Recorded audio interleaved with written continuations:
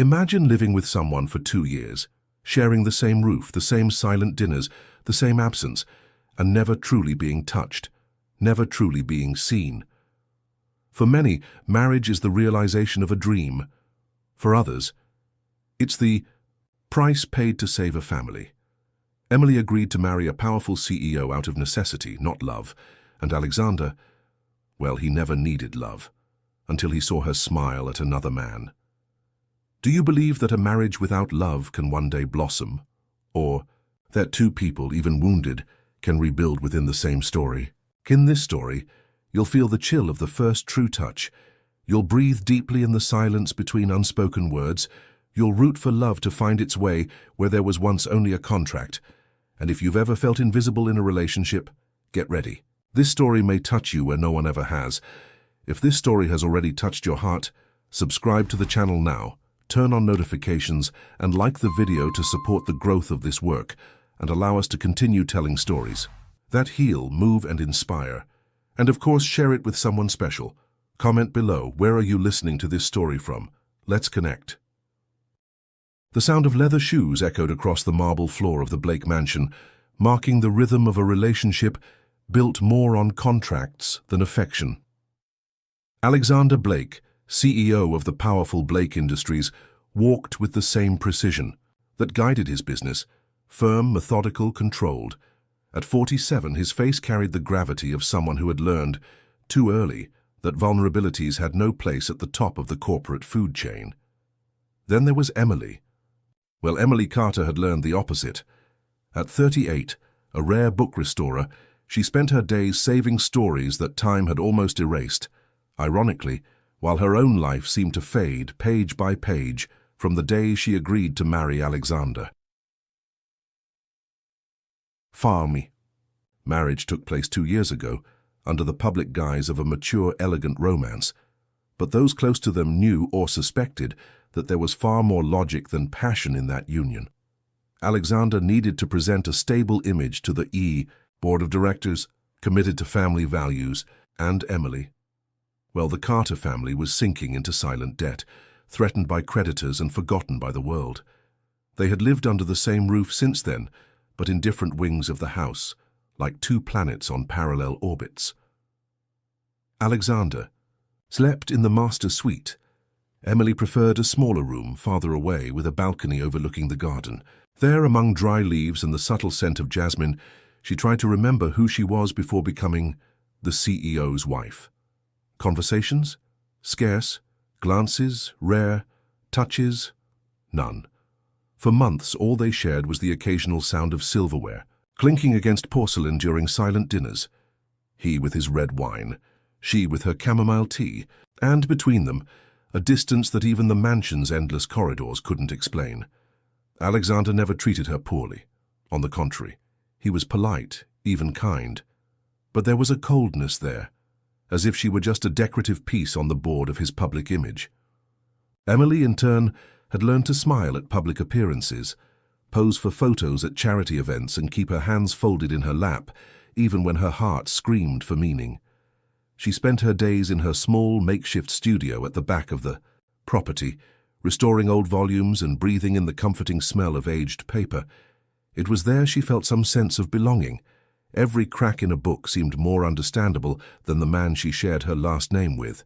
And even with all that, something in her refused to completely give up.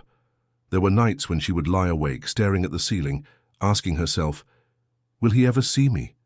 Am I more than just a signed agreement? Alexander, for his part, was not indifferent. He just didn't know how to cross the bridge. He had grown up learning to separate affection from functionality, desire from convenience, and although his eyes sometimes lingered discreetly on Emily during dinners, noticing how she would nibble the corner of her lower lip when distracted, or how her fingers would lightly dance over the edges of an old book, he didn't allow these details to pierce the armor of his neutrality. Marta, the maid who had served them for years, was perhaps the only one who saw the truth hidden behind the appearances. She would whisper while changing the bed linens. These two, they look at each other when they think the other isn't watching, but neither has the courage to break the silence. And so they carried on. 2 years. 24 months of a coexistence where absence weighed more than presence. But deep down, some cog in Alexander began to creak, and Emily was no longer the woman who had accepted the marriage to save her family. Something was about to change. But even the most calculated CEO could not predict that it would take just one glance on an ordinary night to begin unraveling years of distance. The night was scented with the discreet luxury of the Metropolitan Arts Center. Soft lights reflected in champagne glasses, and the elegant hum of the guests formed a backdrop almost musical in its tone. Alexander Blake observed everything. With his usual composure, he knew each investor present, every artwork on display, and each potential deal hidden behind polite smiles. What he didn't expect was to be destabilized by something, or someone, beyond his control. Emily. She was just a few meters away, wearing a deep teal dress that highlighted her delicate shoulders and the subtle glow of her skin. Her hair was tied in a loose bun, with a few rebellious strands escaping and dancing with the movement of the conversation. But what captured Alexander wasn't the dress, not the hair. It was the smile, a smile that wasn't for him. Emily was talking to Richard Stevens, one of the most charismatic investors in the cultural market. Young, eloquent, engaging. And at that moment, he was telling something funny enough to make Emily laugh lightly, her eyes half closed, her hand lightly, touching Richard's arm, an involuntary gesture born from empathy. Alexander felt something strange in his chest. Thy pang. It wasn't anger, not exactly jealousy. It was something else, a fierce, primal unease that pulled him out of the emotional safety he had maintained since the beginning of the marriage. It was as if an invisible line was being pulled, taut, drawing him into a zone where he didn't have absolute control. Without thinking, he crossed the hall in firm steps, the sound of his shoes muffling the noises around him. He stopped next to Emily, placed one hand gently on her back, a first, and said with a firm but polite voice, "Good evening, Richard. I see you've met my wife." The silence that followed lasted only a second, but it was enough for Emily to feel the warmth of Alexander's hand through the thin fabric of her dress. She slowly turned her face, unsure whether she should be surprised or just smile. "Yes," Richard replied, with a slightly provocative air. "We had a lovely conversation about manuscript restoration." "Emily is fascinating." Alexander didn't answer, but his gaze said it all. For the first time, he stood before the world as Emily's husband, not just out of protocol, but driven by an impulse he didn't even understand. There was a new glimmer. In his eyes, something between challenge and contained desire, Emily noticed. On the way home, the silence inside the limousine was different. It wasn't the same emptiness as before. There was electricity. Alexander fiddled with the cuffs of his shirt as if he needed to occupy his hands, while Emily looked out the window, trying to understand what had just happened. "You seemed excited with Richard," he suddenly said without looking at her. Emily turned her face slowly, surprised by the break in the silence. "He was kind and curious about my work. That's rare." Alexander nodded, but his eyes remained fixed on some invisible point. "I should have done this sooner," he murmured. "Done what?" He hesitated, took a deep breath. "Shown. The world that you're my wife." The words hung between them like a shy confession. Emily felt her heart race but kept her tone neutral. "Most people already know." Alexander gave a brief, almost imperceptible smile. "Knowing isn't the same as seeing." The limousine stopped in front of the mansion, but neither of them moved. Immediately. The silence now was thick, full of everything that had gone unsaid for 2 years. He got out first and extended his hand to her. Another new gesture. Emily accepted it reluctantly, and their skin touched for longer than necessary. A spark, a silent whisper, a promise that something was, finally, shifting from inertia. That night, she slept in the same room as always. He did too, but for the first time they both stayed awake longer than they should have, staring at the ceiling, trying to understand what had changed and why it made their hearts beat differently. The next morning, when Emily went downstairs for coffee, She was surprised to find Alexander at the table. He was reading the newspaper as if it was something routine, but she knew it had never been that way. "Good morning," he said, looking up gently. Emily took half a second to reply. "Good morning, Alexander." He motioned to the chair beside him. "Sit down. I thought we could have coffee together today." And it was there, between sips of coffee and toast with jam, that something began to be rebuilt. No grand declarations, no promises. Just two strangers, learning for the first time to look at each other with genuine curiosity. And when he invited her to an art event hosted by the company that night, her response came before reason. "I'd love to." But what Alexander still didn't know was that once the first step had been taken, there would be no going back to the silence of before. Emily could still hear his words echoing in her mind. "I thought we could have coffee together today."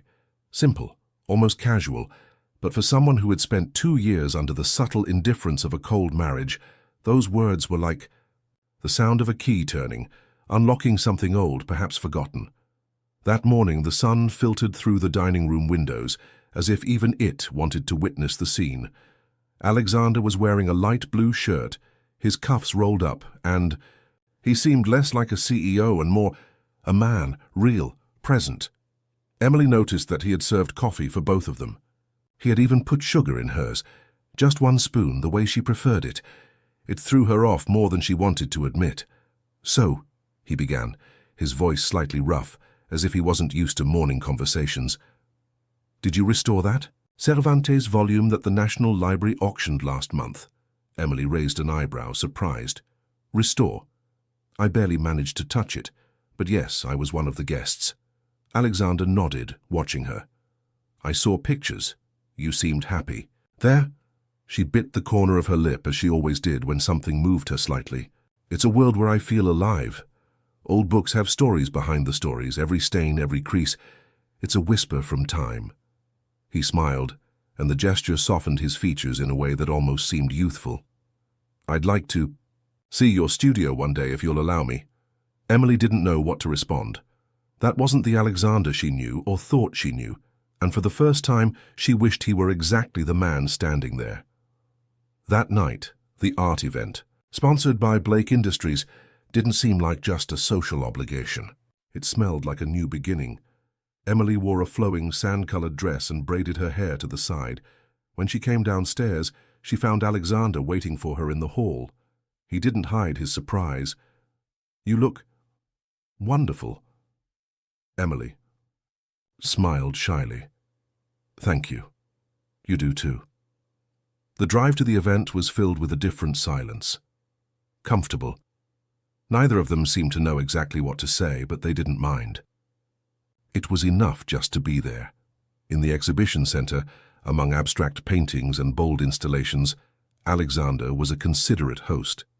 But unlike other events, this time he walked beside Emily, not ahead of her, and he frequently turned to ask her opinion. "What do you think of this piece?" "It looks like a collapse of identity," she answered, standing in front of a fragmented sculpture. He laughed.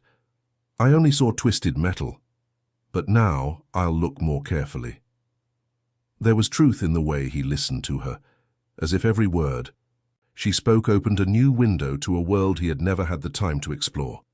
Later, back at the mansion, Emily was removing her earrings in front of the mirror when she heard a knock at the door. It was Alexander. He was holding 2 glasses of wine. "I thought we could make a toast into the different night we've had." She hesitated for a second, but opened the door. "Come in." They sat in the small reading room attached to her bedroom, surrounded by books and soft cushions. He seemed out of place there, but curious. His eyes wandered over the old book spines, as if trying to decipher something about her. "Do you have an original Spanish copy of Don Quixote?" She nodded, excited. "It's right there, on the 3rd shelf. It was a gift from a university professor. It has handwritten notes from the 19th century. You shine when you talk about it," he said almost in a whisper. Emily turned her gaze away, feeling a blush rise to her face. "Because it's the only part of my life that's truly mine, Alexander set his glass down on the side table and looked at her intensely, as if searching for an answer within her that he didn't yet have the courage to ask for. "I'd like to get to know more of those parts of you, Emily. If you'll allow me," the words hung in the air. There was no immediate expectation, no rush, just a sincere admission, a tentative attempt to cross the bridge he himself had helped to build. Emily took a deep breath. "One step at a time, Alexander," and in that moment their eyes met with a kind of truth that was rarely spoken aloud. There was no kiss, no touch, but something moved, unseen and intense. In the silence that followed, he slowly stood, grabbed his glass, and before leaving he simply said, "Good night, Emily, and thank you for letting me in." The door closed softly. But what had been opened there was irreversible. The following night the event was different, this time a contemporary photography exhibition organized by a cultural foundation linked to Blake Industries. But what truly marked the occasion wasn't the prestige of the images or the presence of sponsors. It was the way Alexander and Emily arrived together, side by side, talking. Emily still felt a little out of place in that world of sophisticated conversations and calculated greetings, but Alexander's constant presence at her side seemed to slowly dissolve her armor.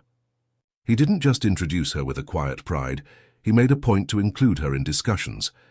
And more than that, he asked for her opinion. "Which of these portraits catches your attention the most?" he asked, stopping in front of her. Black and white image showing an elderly woman gazing out of a window. Emily looked at it for a few seconds before replying, "This one, because she seems to be waiting for something that may never come." But still. She waits. Alexander turned his face to observe her, as if her words had touched something inside him. "You see more than meets the eye." She smiled, slightly embarrassed. "Books taught me that." The night ended with a light dinner at a discreet bistro hidden among the tree-lined streets of Pasadena. No reservation, no protocol, just the two of them, sitting at a rustic wooden table sharing a plate of pasta with white sauce and a bottle of red wine. The conversation flowed effortlessly. Between sips and contained laughter, they touched on topics that had never come up between them before. Emily talked about her childhood in Seattle, how she loved visiting second-hand bookstores with her father on weekends. Alexander in turn revealed something that completely surprised Emily. "When I was a teenager, I used to draw." She raised an eyebrow, curious. "Draw? What? People. Faces. Mainly the ones I couldn't understand. It was the way I dealt with the world." "And why did you stop?" Alexander shrugged, taking another sip. "Growing up taught me there's no space for art when you want to survive in the shark world." Emily fell silent for a few seconds, processing. "I think that's exactly when art matters the most." He looked at her for a moment too long. There was something new there. A different sparkle. A silence filled with understanding. The days that followed brought even more subtle, yet powerful, gestures. Alexander began seeking her out for lunch, even if briefly. He left discreet notes in her studio with messages like, "Good luck with the Spanish manuscript," or "Dinner is on the terrace if you want company." Emily, in turn, found herself waiting for those moments. Her breath would change when she heard his footsteps in the hallway. And even though she wouldn't admit it, she was rediscovering the feeling of being noticed. One afternoon, Alexander unexpectedly appeared in her studio, wearing a white shirt rolled up to his elbows, his blazer thrown over his shoulder. The space smelled of old paper and lavender. "I came to see where the magic happens," and he said, stepping inside slowly. Emily laughed. "You're seeing a mess, not magic." He walked over to a table covered with aged papers, loose bindings, and restoration brushes. "It's a kind of alchemy, isn't it? You give new life to something that time almost erased." She nodded, unsure of what to say. It was rare to find someone who understood her work without reducing it to an exotic hobby. Alexander apparently saw more. Suddenly their hands brushed by accident as they both reached for the same old volume. Emily pulled back reflexively, but he held her gaze for just a moment longer. A full second in which no words were spoken, but a lot was felt. That night, Emily lay in bed with the book in her hands, but she couldn't read a single line. Her mind only replayed one scene, the touch of his fingers on hers, and what Alexander didn't know was that very night, in his wide, silent office, he drew a simple sketch, a female face with intense eyes and soft features. It was her. The time, once so slow and empty between them, now seemed to pass differently, not in a rush but with purpose. Emily no longer had coffee alone every morning, and Alexander, though still as rigorous in business as ever, seemed to find pleasure in breaking his routine to see what she was restoring, asking how the Italian manuscript was coming along, or suggesting another visit to a cultural archive. But there was something more, something that went beyond words. At business events, he now made sure she was by his side, but not as a decorative companion. Emily was introduced as an expert, as an integral part of Blake Industries' new project, a cultural arm focused on preserving rare works and restoring historical libraries. And it was during one of these meetings, where the board was voting on a partnership with a university in Boston, that Alexander did something that completely disarmed her. "For the curation phase, we will fully trust Dr. Carter," he said, looking directly at the other executives, but with a glimmer of pride in his eyes. Not just for her expertise, but because no one understands memory and historical sensitivity like she does. Emily felt a gentle flutter in her stomach. It was as if, in that moment, he had touched a part of her that had been locked away for a long time. As the days passed, the gestures became even more meaningful. The casual touches multiplied. His hand brushing hers as he handed her the menu, his shoulder lightly touching hers during a walk through a gallery, his gaze lingering a few extra seconds, as if trying to memorize every feature of her face. On a rainy afternoon, while Emily worked alone in her studio, she heard Alexander's voice at the door. He was holding 2 mugs of hot chocolate. "I thought that with this weather coffee wouldn't be enough," he said, smiling. She accepted, surprised by the attention. "You don't seem like the kind of man who drinks hot chocolate." He walked over to the table, examining the restoration, tools with genuine interest. "Maybe I wasn't, but I think you're turning me into someone different." Emily chuckled softly but felt her heart race. It wasn't just the gesture, it was the tone, the choice of words, the way he seemed to allow himself to feel. Later, Alexander invited her to see the new space that had been set up for the cultural hub within the company, a whole floor with climate-controlled environments, adjustable lighting, and shelves already prepared to house future collections. All of this, because of our conversation about preserving what is rare, he said as they walked side by side. Emily looked around, amazed. "It's more than I imagined." Alexander stopped and looked at her gently. "And you're more than I imagined." She didn't know how to respond. The air between them felt thicker, as if any word could break the subtle tension that had built up between them. That night, he appeared again in her studio. He brought a simple gift, an old copy of Jane Eyre bought at a second-hand bookstore he had passed on his way to a meeting. "I thought of you when I saw it," he said, extending the wrapped book to her. Emily carefully unwrapped it, feeling the old paper's scent, and couldn't hide the sparkle in her eyes. "You really thought of me?" Alexander nodded, getting closer. "More often than I should." The silence that followed wasn't uncomfortable. It was full, warm. Emily placed her hand on her chest as if trying to contain something that was overflowing. "This book was my favorite when I was a teenager. It has a quote I've always kept." "Which one?" She smiled. "I am the thorn but also the flower." Alexander looked into her eyes, serious. "And I'm just beginning to see the garden that exists within you." Their hands touched slowly, without hurry, as if both were signing an invisible agreement, that there was something there worth nurturing.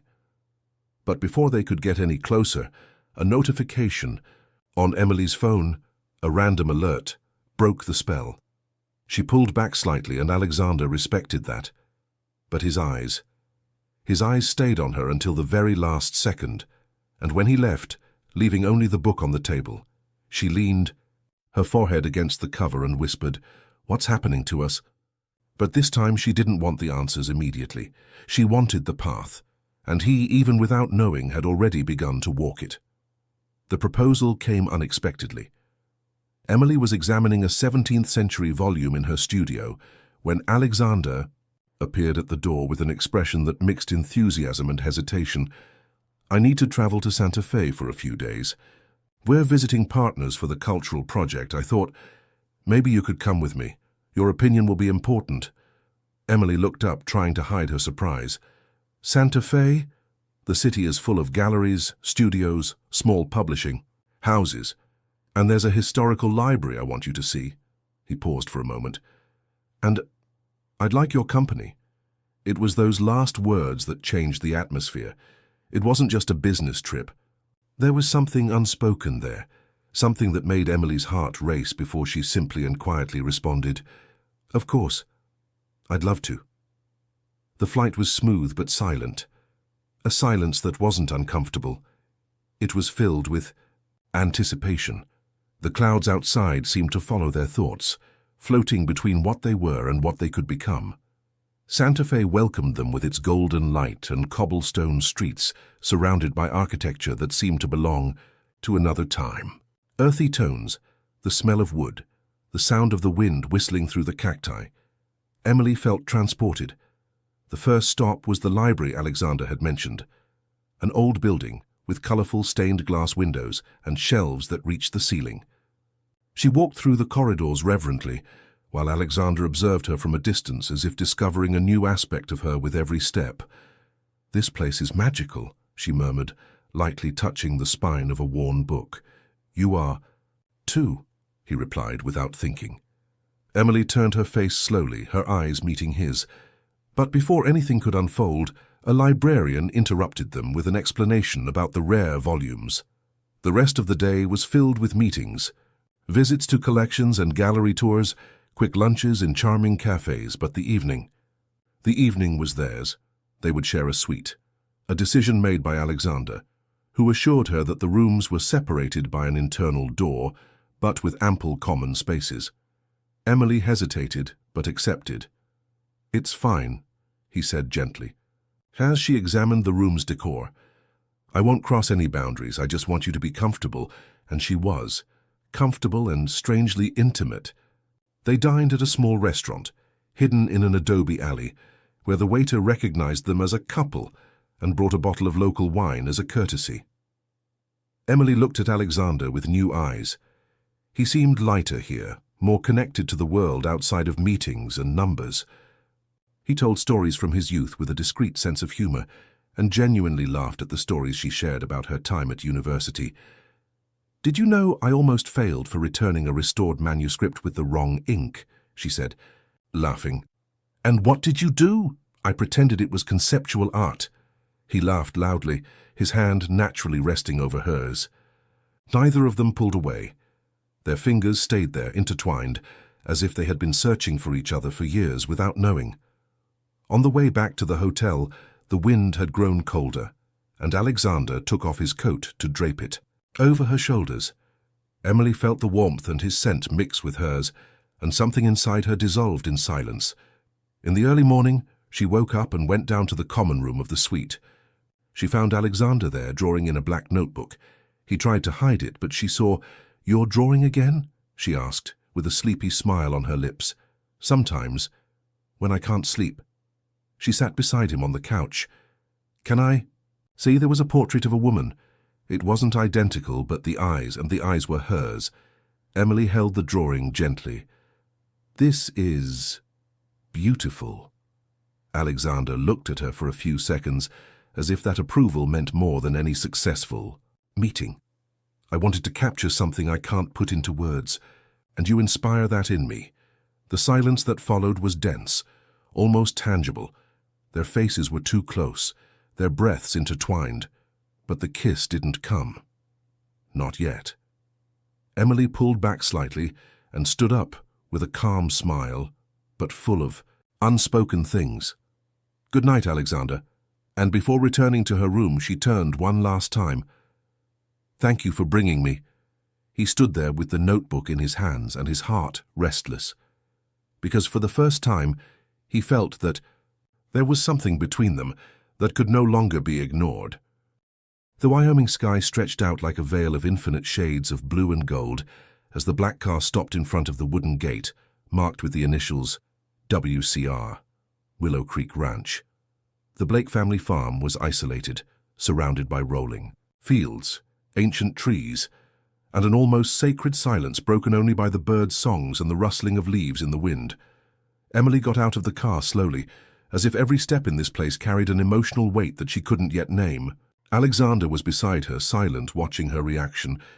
They were here for the weekend, a break from their busy schedules, away from meetings, emails, and public eyes. "Did you spend your summers here?" she asked, looking at the wide porch of the main house. "Yes." "When I still knew what it was to run without purpose," he replied with a slightly melancholic smile. They entered the old cozy wooden house with rustic furniture and the scent of pine and memories. Alexander showed her the rooms with ease, pointing out the 2 separate bedrooms upstairs. "I chose the one with a view of the field for you. The sun set through that window. It's hard to forget." Emily nodded silently, touched by the thought. It was no longer a surprise to notice that Alexander paid attention to details, even the ones she hadn't mentioned. That afternoon, they walked around the property. They crossed a small creek, touched the fence where horses grazed in silence, and sat on a wooden bench under the shade of an ancient oak tree. It was there that, according to Alexander, his mother used to read letters aloud. She used to say that love needs space to breathe, or else it suffocates. Emily turned her face, slowly looking at him. "Do you believe that?" He hesitated. "I didn't even know what love was until I started wanting you to look at me with the same eyes you look at your books." The words fell between them like a stone into a calm lake. They created ripples. They echoed. Later, as the sun said goodbye in shades of orange and pink, Emily sat on the porch with a blanket over her shoulders and a hot tea in her hands. Alexander appeared with an old vinyl, put it on to play, and sat next to her. The music was slow, nostalgic. The words almost disappeared in the breeze, but the melody spoke everything they still couldn't put into words. "Do you remember the quote from Jane Eyre?" he asked in a soft voice. "The thorn and the flower?" Emily nodded. "You showed me that a person can be both, and still be whole." She looked at him, feeling her eyes burn with an emotion that had been building up in layers. "I got used to being invisible, Alexander, to occupying the space without being noticed, until you started seeing me." He reached his hand to her face with great tenderness, as if touching something sacred. His fingers traced the line of her jaw, his thumb lightly resting below her lower lip. "I see you now, Emily. And I'm sorry." For all the time I didn't see, and then finally the kiss came. No rush, no urgency. Just a meeting between 2 old silences that recognized each other along the way. The touch of their lips was soft, almost hesitant at first, but soon it became deep, enveloping, full of everything that had been contained for 2 long years. That night, they slept in separate rooms, but something had changed. The emptiness of the beds was no longer the same, because now they knew what awaited them on the other side of the door. The next day, the farm seemed to breathe with them. They had lunch together on the porch, walked down trails surrounded by wild lavender, and by the end of the afternoon prepared dinner together in the rustic kitchen. It was in this environment of simplicity and truth that the unexpected happened. Emily placed her hand over Alexander's, stopping his motion as he cut vegetables. "Tonight I want to be with you, not as a contract wife, but as a woman, as myself." Alexander didn't say anything immediately. He just looked into her eyes for what felt like an eternity. "I've waited a long time to hear that, but I never would have asked," he replied, his voice thick with emotion. That night in Emily's room there was no rush. The touch between them was more than desire. It was tenderness, it was reconciliation, it was reunion. Their bodies sought each other like people looking for shelter. And what happened? There wasn't just physical. It was the dissolution of years of distance in a few inches of skin. Hours later, lying under the cotton sheets, still in silence, He intertwined his fingers with hers. "I don't want to live a life where you're by my side, but not with me," Emily smiled with tears in her eyes. "Then don't." And when morning came, the Wyoming sun streamed through the house windows and found them like this, embraced, whole, and for the first time, completely together. But what they still didn't know was that on the way back home, the past awaited them with sharp claws. The return to Los Angeles was silent, but not due to discomfort. It was as if they were both still wrapped in the soft mist Willow Creek had left on them. Emily, with her head resting against the car window, relived every moment at the farm as though she were holding a secret between her fingers. Alexander beside her seemed more serene than ever. There was peace in the way his fingers intertwined with hers, even under the discreet gaze of the driver. But, as Alexander himself had once said, the real world always demands its price. The day after their arrival, Emily found a white envelope with no return address on her desk in the studio. It was thick, heavy.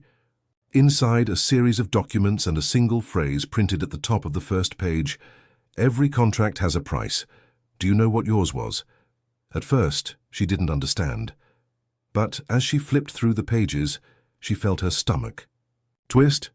They were bank records, transfer receipts, legal agreements, all the old debts of the Carter family, the mortgage on her parents' house, personal loans, debts from her brother's former printing business, had been paid off weeks before the wedding.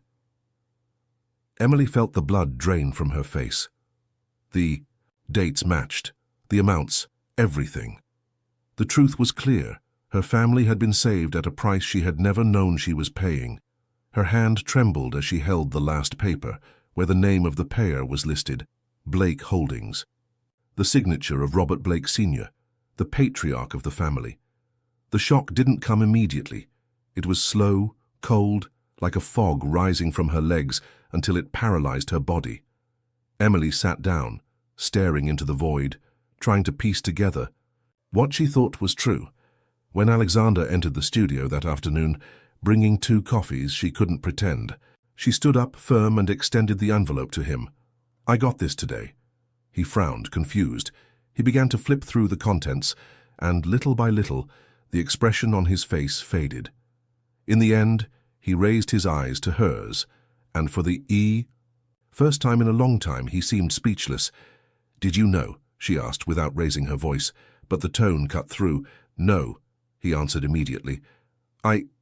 I've never seen these documents, but they were paid by your company. Before the wedding. Emily, I swear I didn't know. If this happened, it was by my father's order." She crossed her arms, fighting back the emotion. "So you're telling me my whole life was bought? That our marriage was just an elegant settlement?" Alexander stepped closer, but she took a step back. "Emily, please, if I had known, I would have told you. I never would have let you think you chose this freely if I knew there was a hidden price." Her gaze was filled with hurt. "But that's what hurts. I didn't choose, and now everything we've lived is tainted."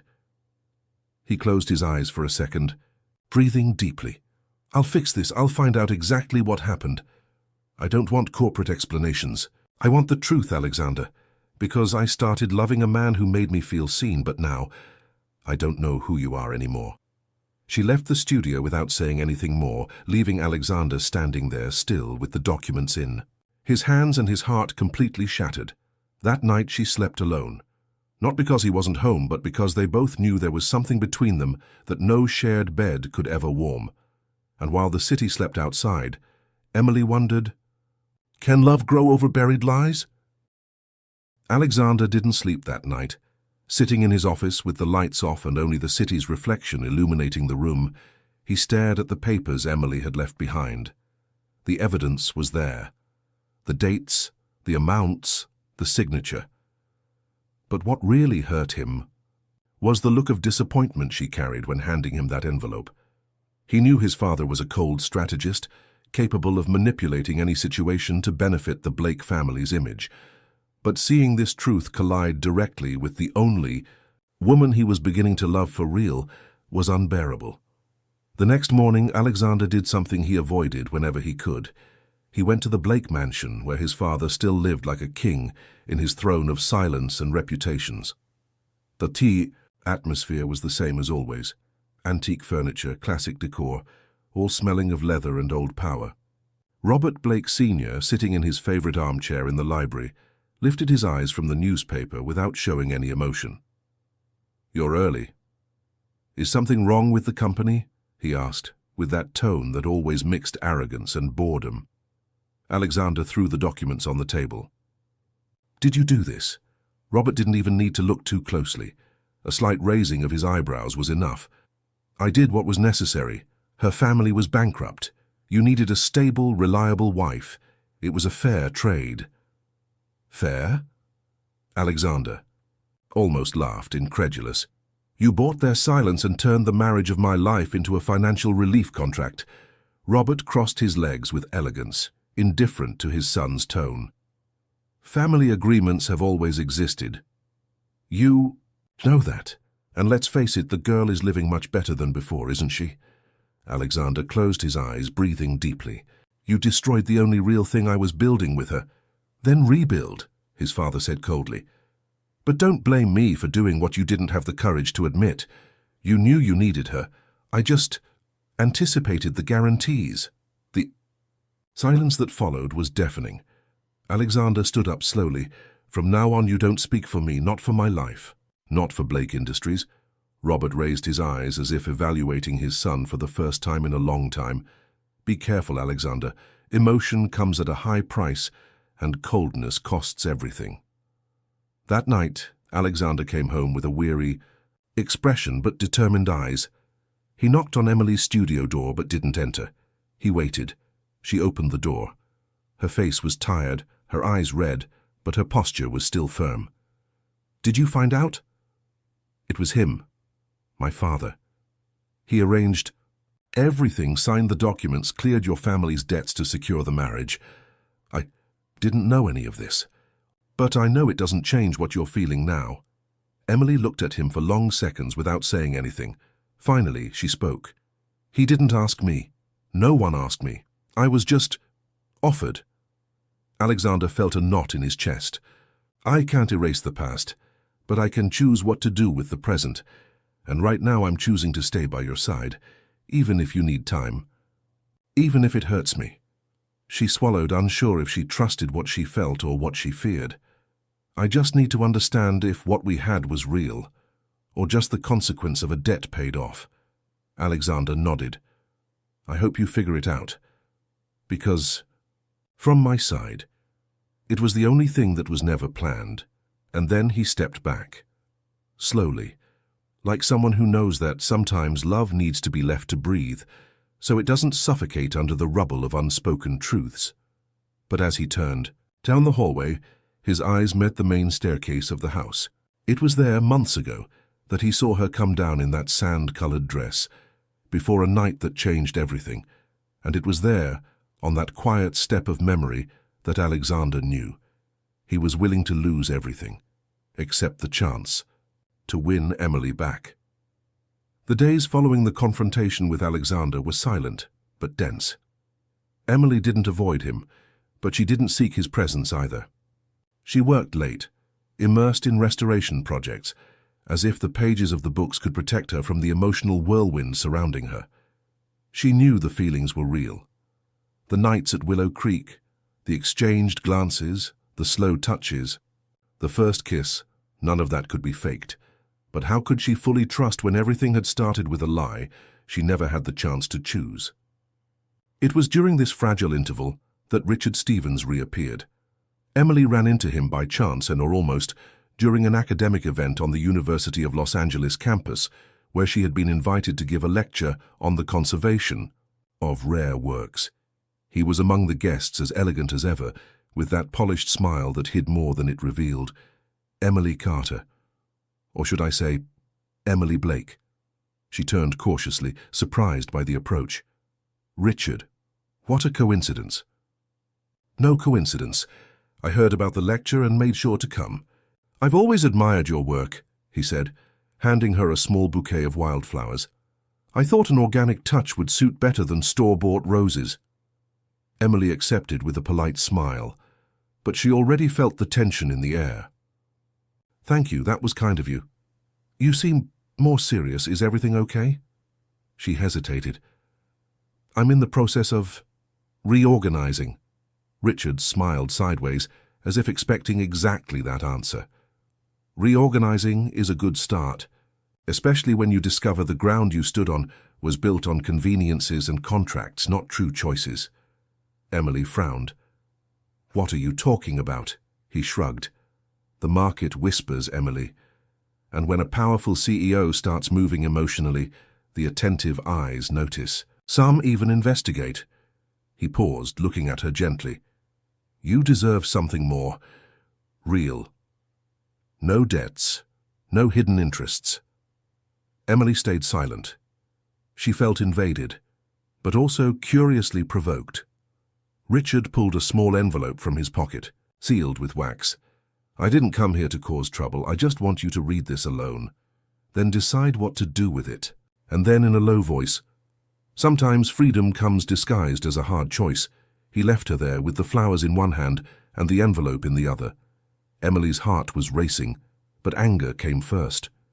She walked to a stone bench, under a tree, opened the envelope with trembling hands and read its contents. It was a letter, short, ironic, written with precise, almost cynical sentences. "If you want to continue being part of a narrative that was never yours, fine. But if you want to start writing your own story, know that there is space for you, but away from the shadows of any agreement. Think about it." "Ah." Emily closed her eyes. It was too much. It was offensive. It was cruel. She tore the letter into 4 parts, breathing heavily. This wasn't support. It was an invasion. It was an attempt to plant doubt in the fertile soil of pain. That same night, she came home early. Alexander was on the porch, sitting with a closed book on his lap. He stood up when he saw her, his eyes trying to decipher her mood. Emily walked straight to him, stopping just a few steps away. "I ran into Richard today." "I know," he said calmly. "He came by the company this week, said he wanted to better understand the cultural direction of Blake Industries, but he was really trying to measure my limits. He gave me a letter, implying I could run away from it all." Alexander took a deep breath, his jaw tightening. "And do you want to?" Emily stared at him for long seconds. Then, with the same firmness she had used to tear the letter, she responded, "If I wanted to run, I would have already. But I'm not someone who runs when I love. I just need time as to forgive and understand how we move forward from here." Alexander nodded, his eyes misty for the first time. "I'd wait 1,000 years if I had to." Emily didn't respond with words. She simply extended her hand, and he took it like someone holding a promise. But deep down they both knew there were still open wounds. There were still truths to face, and the road to healing wouldn't be a straight path. The following days were strangely calm. There was no more tension in the air, but there was also no rush. It was as if Alexander and Emily both knew that forcing the healing would be the same as hurting each other again. They were learning, little by little, to respect each other's time and wounds. Alexander remained present, but without intruding. He left short notes around the house that she would find. "I made jasmine tea, it's on the porch. Your book arrived. I'm here, whenever you want." Emily, in turn, observed everything with more mature eyes. The hurt still existed, but it was no longer bigger than her desire to understand. She needed to see how far his truth went, and he needed to prove he was more than the past he had inherited. It was one silent night, after dinner, that she finally called him. They were on the porch, under the starry Los Angeles sky. Emily wore a thin sweater, her hands warmed by a mug. Alexander, sitting beside her, maintained an attentive but not anxious posture. When she spoke, her voice was firm, yet sweet. "I spoke to my family." Alexander turned his face slowly. "And?" The debt was real. The threats, the letters, the fears, it all happened. And yes, someone from Blake Holdings paid it all off. They were relieved. But they didn't know I wasn't informed about any of it. They thought the agreement was mutual. He nodded, his gaze fixed on hers. And now you know. The whole truth. Emily took a deep breath. I can't erase what I felt when I found out. The pain of feeling like a bargaining chip. But I also can't pretend that everything we've lived since then wasn't real. Alexander leaned slightly forward. It wasn't. None of it was acting. What I feel for you, Emily, is the only thing in my life that didn't follow any logic. I break protocols for you. Silences, fears. She lowered her eyes for a moment, feeling a tightness in her throat. Then promise me one thing, anything. That from now on, there will be no more secrets between us, no half-truths. No protection disguised as omission. Alexander stood up slowly, approaching her until he held her face in his hands. His eyes were misty, his voice firm. I promise. I give you my word, Emily. And more than that, I give you my truth. Completely. Even if sometimes it hurts. She nodded, a shy half-smile on her lips, her eyes sparkling. I also have to learn to trust again. It will take time, but I want to try. That's enough for me, he replied, resting his forehead against hers in a gesture that said more than any kiss. They stayed like that for minutes, in silence, breathing the same air, feeling each other's warmth, as if they were reborn. And when Emily pulled away, still holding his hands, she whispered softly, I think it's time we build something that's truly ours. Alexander smiled, as if recognizing a quiet miracle. Then let's start from scratch, but with all the baggage, because it's that baggage that brought us here. She didn't answer. She just rested her head on his shoulder and closed her eyes. And that night, without needing to share a room or a blanket, they slept in peace for the first time in a long time. But a new cycle demanded more than promises.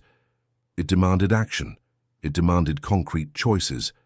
And Alexander already knew where to begin. Days after the promise made on the porch, Alexander appeared in the dining room with a leather folder and a determined expression. Emily, who was making coffee, looked up with curiosity. He sat down, across from her, opened the folder and handed her a document. It's a new project from the company, an independent fund to support families in crisis, like yours once was, but with one difference: no strings attached, no hidden interests, just real help. Emily read silently, scanning the clauses and the cover letter signed by him. The words that caught her attention the most were at the top. Help should not cost freedom. She slowly lifted her gaze, touched by the gesture. This is different from anything Blake Industries has ever done, because now the company also reflects who I want to be. Emily stayed silent, absorbing it all. There were no grand promises, no sweet words, just actions, real, visible, and that was worth more than any speech. That week, she visited her parents again. She needed to look at her roots, to understand where everything had started.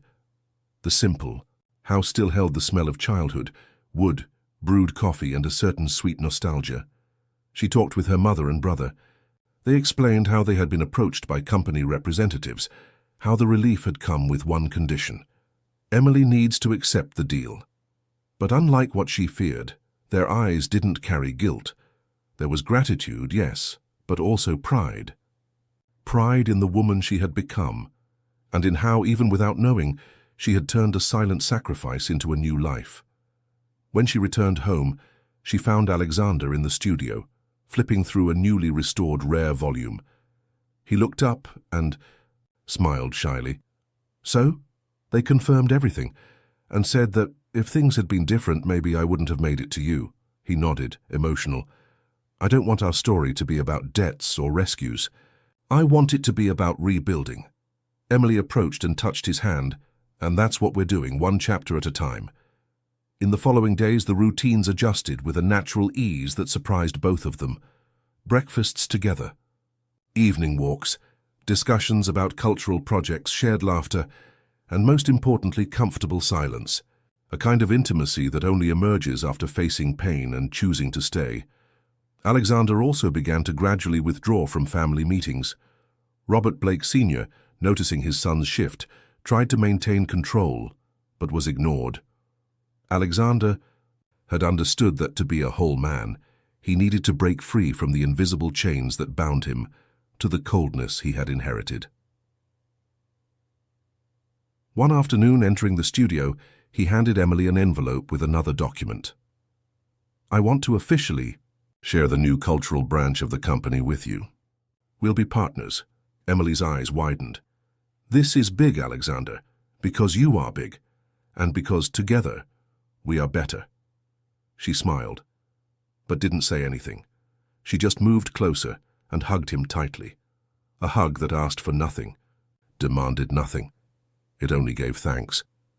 That night, sitting in the garden, they watched the first lights of spring emerge among the flowers.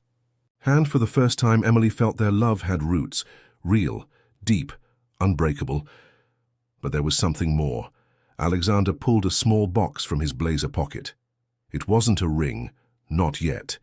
It was a thin bracelet made of leather and gold, with their initials discreetly engraved. "This isn't a symbol of possession, it's a reminder of where we've been and where I want to keep going with you." Emily accepted it, her eyes misty. "I'm still not sure if I'm ready for everything, but I'm ready to keep trying." He smiled. "That's more than enough." And as the lights in the house slowly turned on, what they were building now no longer depended on contracts. It depended on choices, and their choice was clear. But the past, even when silenced, always leaves traces. And before they could seal this new phase, a memory would take them back to the place where everything had truly begun. It was spring at Willow Creek Ranch. The same setting that had been the backdrop for their first kiss, first touch, and first "I see you" would now be the setting for a new beginning. But not the grand kind, filled with photographers and million-dollar dresses. Emily and Alexander didn't want the spotlight. They wanted truth. It was Alexander who suggested it. "What if we go back to the place where everything really started? Where we first truly saw each other without masks?" Emily took a few seconds to respond, but when she said yes, her eyes were wet. Not from doubt, but from certainty. The ceremony was small, almost intimate. Only Emily's parents, her, brother and his wife, and an old friend of Alexander's, who had also distanced himself from the Blake family business. The only guests were those who had witnessed both the pain and the healing. The field behind the house was decorated simply and delicately. Flowers from the garden, wooden benches, and a tea table with homemade cakes. Emily wore a light white dress with lace sleeves and a short veil pinned to her loose hair. Alexander wore a light grey suit and sneakers, smiling with the calm of someone who had finally left behind all the armor. But what stood out the most wasn't the aesthetics, but the way they looked at each other, as if the whole world existed only in that field in that moment. When they stood facing each other, hands intertwined, it was Alexander who spoke first. "Emily, for 2 years, I was married to you on paper, but only recently did I understand what it truly means to be married. It's to strip away the defense, the image, the fear. It's loving you knowing that you might leave, and still choosing to give you everything I am. Today I don't want to promise perfection, but I want to promise presence, truth, and growth by your side." Emily closed her eyes for a second before beginning to speak. "Alexander, when I entered this marriage, I thought I was saving my family.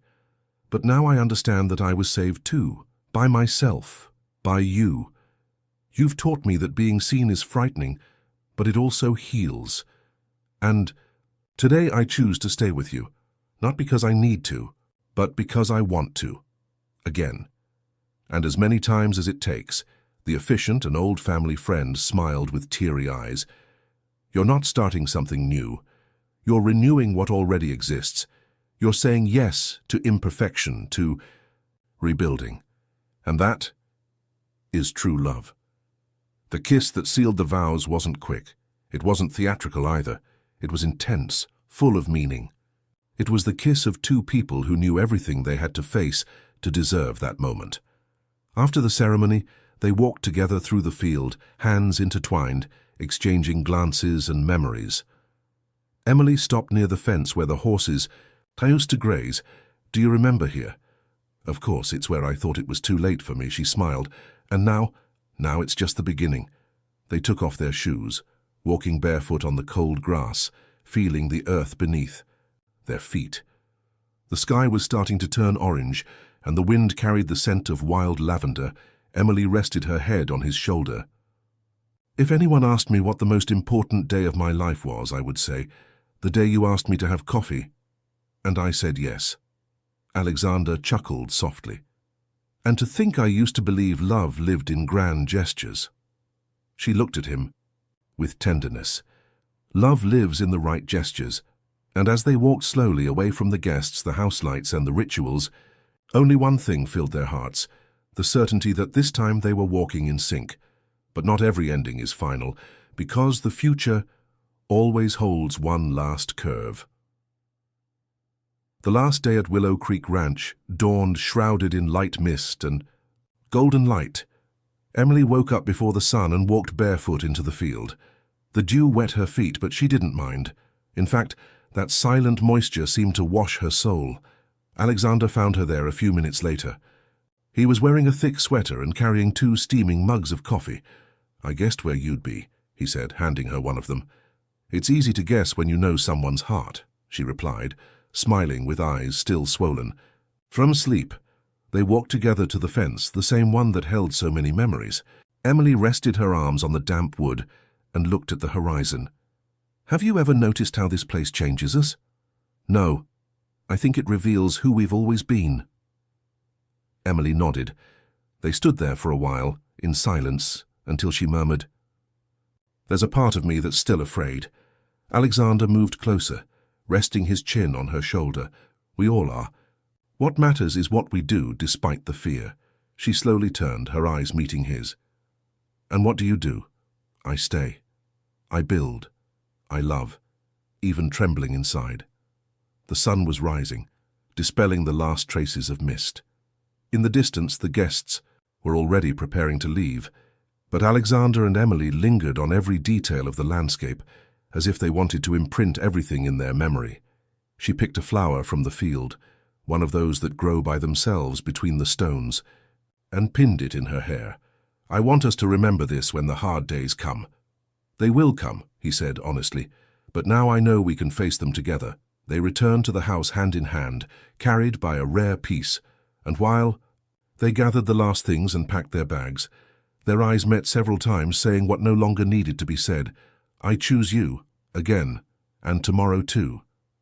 On the drive back, with the road winding between mountains and silence, Emily rested her head on Alexander's shoulder. He put his arm around her and pulled her close with affection, as if it were an old, natural gesture. You know, Emily, sometimes I think about how our life would have been if everything had started differently. She smiled, eyes closed. And I think about how it was exactly how it needed to be. If we had started with love, maybe we wouldn't have learned how to build it. And at that moment he knew she was right, because their love didn't come from flowers or promises, but from silence, deconstruction and new beginnings. And that's why it was so strong. And when the city began to appear on the horizon, with its lights, challenges and routines, they didn't feel fear. They felt ready, because now they knew the value of every gesture, every morning, every choice, and they moved forward together. For love. For truth, for will, but above all, Ixa, because finally they knew how to walk side by side. And perhaps a true love doesn't start with fireworks, but with a quiet cup of coffee, with the courage to say forgive me without guarantees, or with the simple gesture of extending a hand, not to hold, but to let yourself be touched, Alexander. And Emily discovered between scars and silences that love is not the absence of conflict. It is the decision to stay. It's relearning how to love someone who has always been there, but can only now truly be seen. And you? Have you ever lived in a relationship where love had to be rebuilt? Have you ever felt truly seen by someone? Or have you ever wondered if you were living a marriage, or just playing a role? Comment below. Where are you listening to this story from? Let's exchange experiences, advice, and even reunions through the comments. If this story touched your heart, subscribe to the channel, hit the notification bell, and share it with someone who also believes that love can and should be a conscious choice every day. Leave your comment, your story, or just an emoji that represents how you're feeling right now.